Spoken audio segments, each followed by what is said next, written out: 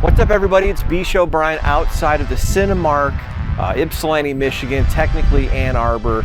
I had to make the trip because my own local place didn't. I've had to try do this over 3 times because it's getting windy and rainy outside, and I don't think you guys are going to be able to hear this, so I might have to pack this in and do it another time. But I wanted to give my immediate reaction to Terrifier 2. Oh my God, I was blown away.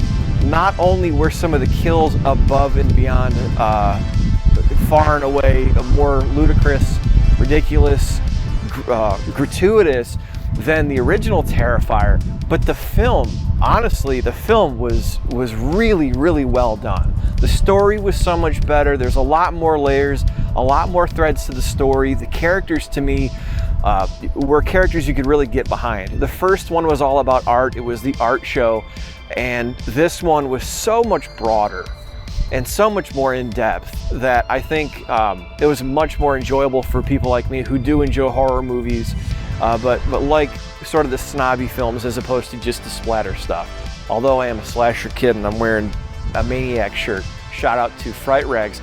Interesting thing, there was probably half the audience was wearing Fright Rags or Terror Threads, which is pretty interesting. I can't say there's any disappointed people that I saw. Most people that I saw walking out were all excited, geeked up, talking about their favorite kills, and it reminded me of back in the day when people used to talk about Friday the 13th and other movies like that. But this film really is, it's like if you wanted to do a slasher but in modern day times. It really takes things up a notch. It reminds me in many ways of the classic stalker horror movies like Halloween, When a Stranger Calls, Black Christmas, but kicked up another notch for the modern era. Because honestly, how many times can you go back and kill 3 people in a movie and do a long stalk? It's really hard to do. And even though there's plenty of gore and violence, this film, the running time was like 2 hours, 20 minutes, something like that. There's a lot of tension, and there's a lot of story building, and there's a lot of character building in the first half of the film that I think sets it apart from the first Terrifier. The first Terrifier was the art show, it was all about art. This film was really much more in depth as far as building characters like Sienna. Gotta say, Sienna is one bad bitch.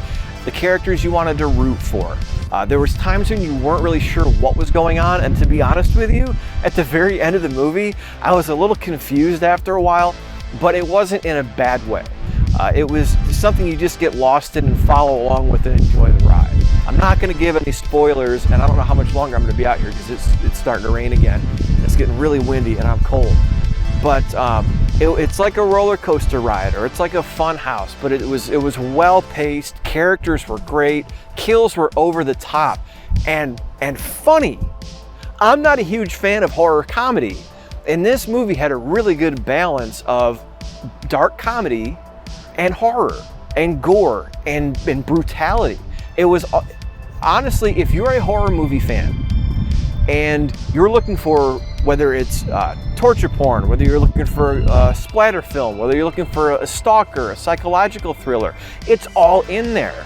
And you can tell that it was done by horror fans. And I think that's the biggest thing I took away from this, is I was so fucking jealous watching it up on the screen, because I would never say that I'm anywhere near talented as any of these people. I've not gone to film school, I've not made any films, and not written anything for feature film for the screen. However, if I were to make a modern day slasher, this would be the exact type of movie I would make. I might not do as much of the gore because that's not my thing, but I think it's necessary in today's day and age. I don't know what else I can say without spoiling things, but Art the Clown is definitely up there now. I hope this film has a lot of success, not just because I have some friends that are on the other side of the lens, but also because Art is such an iconic figure. I think there's a lot of marketability. I think the way that they built Art in this film, and I'm not going to give away spoilers, but similar to, there's some subtle nods, there's some obvious nods to past horror movies, but some of the best horror movies like Halloween, where it's real world settings, but some things are a little bit surreal, and hard to understand from, you know, is it sort of supernatural? Is it not? I think we're starting to get into the mythos and really dig into the meat and potatoes of this universe art exists in, and I cannot wait for more. So if there's a Terrifier 3 and it's not showing locally, I'll be driving up here to see it.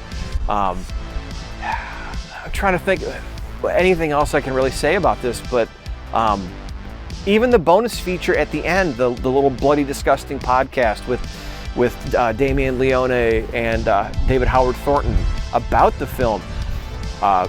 Almost everyone that was in the movie theater that I was at to watch this film stuck around for that too. So people dug it so much, they stuck around for the behind the scenes stuff, which was a really nice touch and something cool that was done on the filmmaker's part to dig in a little bit more for the fans. So I really do appreciate that. A wild ride, it's intense. Don't take grandma to see it. Another thing that I really enjoyed too, and this is just little tidbits coming back at me, just with as much brutality and as much gore as there was, as much bloodshed, selling the injuries. I sound like I'm doing a wrestling podcast, but there's one scene where, I'm not gonna ruin anything, Sienna's like hurt and thrown over something and hits the floor, and she's just selling the shoulder, and it's like, it just seemed like everything that was done mattered. Everything that was done hurt. Everything that was done was realistic. Well, in the injury gore sense within the universe. But it was nice to see that. Another refreshing bit, I mean, TikTok's popular and you see a lot of quick content. Put something up, put something up, put something up, and it's real short and it's to the point. This movie took its time, had the balls to take its fucking time, to develop the story, to let things play out, to set up all the pins for art to come and bowl them right the fuck over. I love that. It's part of what I really loved about Pearl. Pearl was a slow burn, and not slow burn in the sense that it's so slow it drags. This movie had me on a hook, drug me all the way through.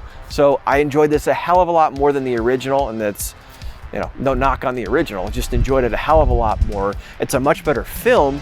It's a fun ride. It is a thrill from beginning to end. It keeps you interested. The characters are awesome, and if they continue to develop these characters for future installments, fuck, I'm all for it. So, grand slam, awesome guys, great job for whoever may see this, I don't know. But from one horror fan to another, it's definitely appreciated. And I'm sure that you'll be hearing more about this on Break the Apocalypse with John and Shaheen once they have a chance to take a look. So I'm out of time. I got to get back to Toledo. I got about an hour ahead of me, and I'm going to edit this before I go to bed tonight. If the audio works and if it wasn't too windy. So if I think about anything, maybe I'll do a follow-up with this and revisit it again. But really great film, a great way to kick off the Halloween season, and this one should definitely, going forward, be in your seasonal rotation. I'm bshowbrian. This is my channel. Like, subscribe, hit the notification bell, and I will see you very soon.